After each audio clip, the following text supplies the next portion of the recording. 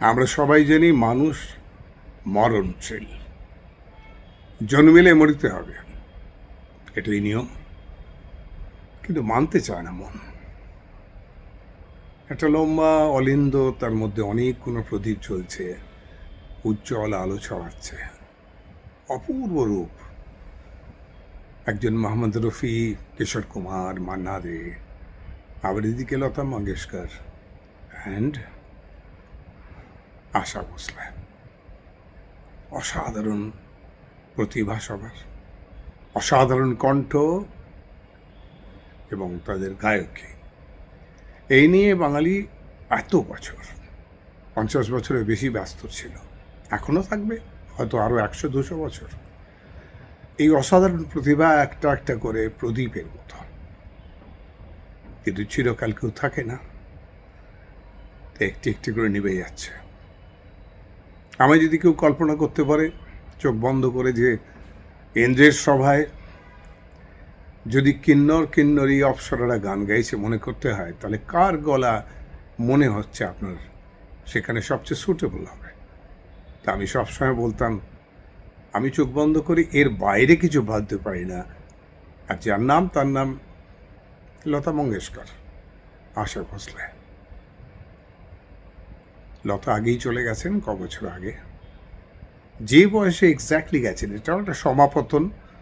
93 বছর বয়সে, মানে 92-এর শেষে মারা গেছেন। ঠিক একই বয়সে তার বোন, প্রিয় বোন আশা ভোসলেও চলে গেলেন। অফুরন্ত মিউজিক ছেড়ে গেলেন আমাদের জন্যে, সঙ্গীত ছেড়ে গেলেন আমাদের জন্যে।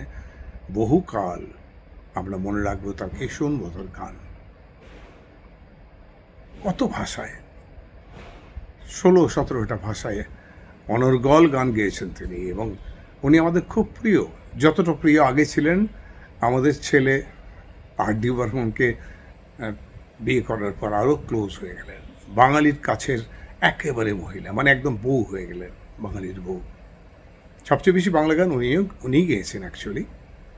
অসাধারণ সুসময়ে, অসাধারণ সে গান। আমাদের ঘরের মেয়ে মনে হতো তাকে। তিনিও চলে গেলেন। একটা বিরাট শূন্যতা শুরু হলো।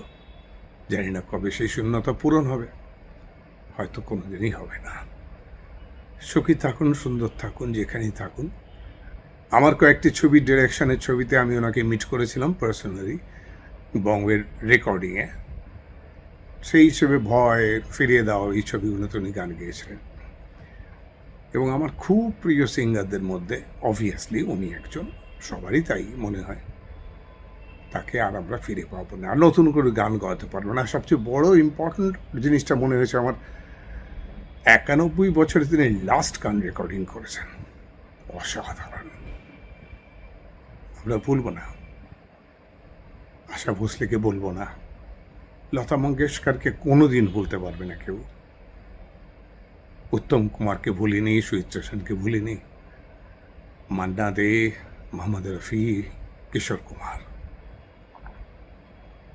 আমাদের চিরকালের সম্পদ। তারা যেখানেই থাকুন, সুখে থাকুন, ভালো থাকুন, এটি আমার প্রার্থনা।